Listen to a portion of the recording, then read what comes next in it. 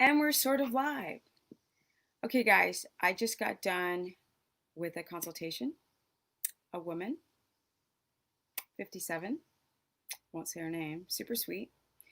And I got this idea to talk about the timing of your food because apparently, if you don't time it out, you got all types of blood sugar problems and electrolyte issues. So, what a perfect season because it's summer to talk about electrolytes again, due to the fact that you guys are sweating your bullocks off.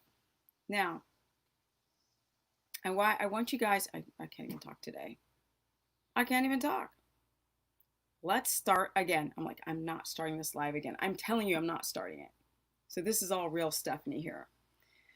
Okay. You guys are bloating. You're getting swollen around the eyes, the jowls, uh, ankles, hands, feet, legs, calves.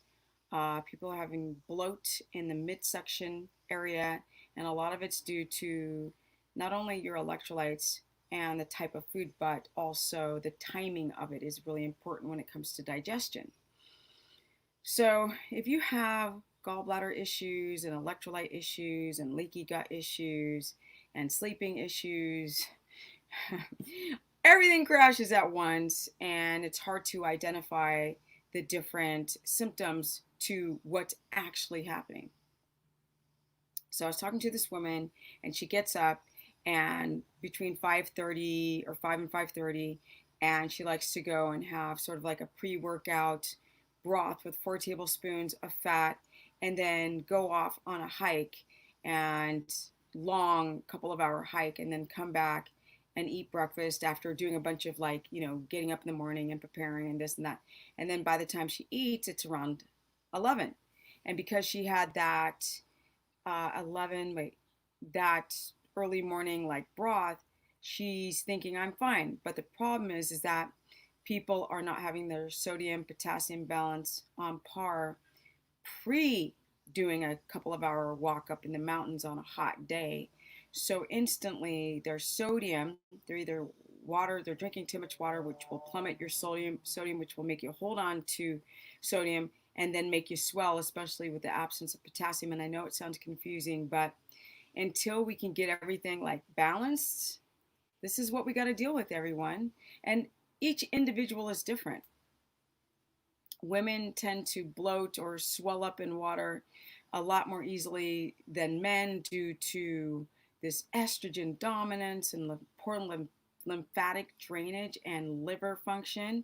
And then on top of that, we have a hard time to balance our blood sugar, which can make you swell.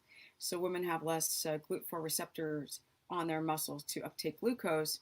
When you're dropping out your carbs, your blood sugar spiking all over the place, and you've got less muscle density. It's going to be a very difficult time to get that blood sugar back in balance, creating less histamine, or sorry, less cortisol, which means less of this lymphatic estrogen dominance mess of cortisol. And then on top of that, poor electrolytes. And then you sleep bad. So let's take away all this confusing stuff and let's break it down. So what I told her to do was, you need to get up and you need to have breakfast. And you need to have your electrolyte rich foods in that breakfast. So she was doing a avivore, which is the avocado carnivore, and having avocado in the morning and digesting it, and also having some salt, some Himalayan Redmonds or gray, and getting a little bit of more potassium that way, and then potentially taking a glycinate early on. Now you can take a 150 milligram of magnesium and some transdermal magnesium spray, digest before a walk, and drink enough water. Sip it slowly. It takes about 45 minutes before a walk to then not have your electrolytes freak out and you're swollen up. Your hands are swollen. You have a headache. Your legs are swollen up. And this commonly happens to women. And then go on your hike and then come back and have a breakfast. And then in her breakfast, she would have, and I also told her that she could take meat broth and just sip on that. Now, she had no gallbladder. So I said, well, you could put a teaspoon of fat in that broth and a tablespoon of coconut oil, but that's also not carnivore, but avocado and now um, coconut oil is not ketogenic, but it will help stabilize that freaking blood sugar. So then do a post workout, boop. She can drink the second half of that broth and it'll have a little bit more of that salt in there for her electrolyte balance. And then come back home and have a proper breakfast because she said it took her 30 minutes to drive down from this mountain. Have a breakfast and then continue through, and then like lunch and then afternoon snack, and then the other part of it is to keep her blood sugar stable. So blood sugar all over the place, electrolytes all over the place, and you swell twofold. Now, a lot of you guys may not have that swelling effect, or you may not even recognize that you're swollen, but we all do to some varying degree. And that's what I wanted to talk about today. And we also spoke about, like, are you sensitive to avocados? Because I don't want you to bloat or have a histamine reaction of swelling and then not know the difference between electrolyte balance and and histamine. And so the timing of getting your electrolytes before, and the right type of food that you know you can tolerate, and then having the water as you walk and hydrating yourself before 45 minutes before you leave. Like when you get up, start sipping, and then on the way you're drinking, you're still sipping, and then you're having that walk for a couple of hours, and then you're doing a post workout broth, and this is going to help your electrolytes and your lymphatic system and the blood sugar, because you're having something directly post workout, which has a little bit of protein and has salt in it for your electrolytes and a little bit of fat to stabilize your blood sugar. And then you have a lunch to stabilize your blood sugar. And so we don't have the blood sugar swings and the estrogen dominant swings, which what make you swell. A lot of men don't know around ovulation, a week before our period, women start swelling up like a balloon, or their period starts and they're bloated like crazy. They're holding on to a lot of water. And so this is another thing that's so important to consider when you're trying to distinguish between histamine fluid retention, hormonal fluid retention, and cortisol fluid retention. And that's why eating like 2 pounds of beef and thinking that you're going to get your electrolytes from that, none of that stuff makes any sense. And eat when you're hungry, and we're not ketotic and our blood sugar's all over the place, but who cares, because we're just going to eat when we're hungry. And this is much better than the standard American diet, only for the short term, because over time you could be experiencing physiological insulin resistance rebound and all type of hormonal issues and thyroid issues. And so the timing of everything is also important, down to everything: your exercise, your breathing, your meditating, your reading your book, how you read the book in the bed or on the iPad, to the meals, to the electrolytes, to the blood sugar stabilization, to enough fat. All of these things matter. I hope that helps you guys. This is just a quickie. I'm trying to get work done. Trying to put together this presentation for Dr. Berg on electrolytes specifically. Yeah.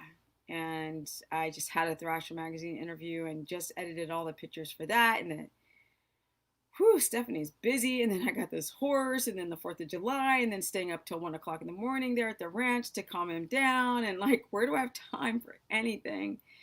But I'm making it work somehow and still trying to protect these adrenals. So I was going to do 2 videos in a row, but I can't. And I always flub my words when I'm in a hurry. So that's when it's time to go. If you guys want to learn more, go to StephaniePoisson.com and book a consultation. If I am full booked, if I'm full booked, see I'm rushing, then you can just email me through the contact list, and I put you on a waiting list. So then when I open up dates, I email everyone, the dates are open, then you can get your booking in, choose your booking. And also I have an Instagram, which is Stephanie Ketogenic, where I talk about this stuff every day on my stories and try to physically show you guys more of like what my days look like.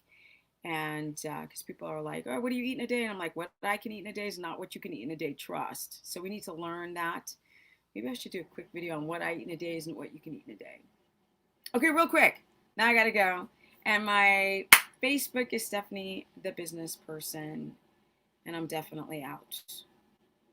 And now I've got to go and do all the stupid thumbnails and the this and the that and the clickbait and release it, and the freaking monetizing, which I can't stand to do, but I'll get dropped out of YouTube algorithm if I don't. And if you guys have a particular subject you want me to talk about, Just put it in the notes below. I'm hitting low carb, high fat, keto, omnivore, and carnivore. And I'm doing this so you don't wreck your health. That's why I do every day. Start with my mom with cancer, and I'm still doing it freaking almost 13 years later. I'm a dinosaur on the internet now, but a young looking one. And I'm out. Peace, guys.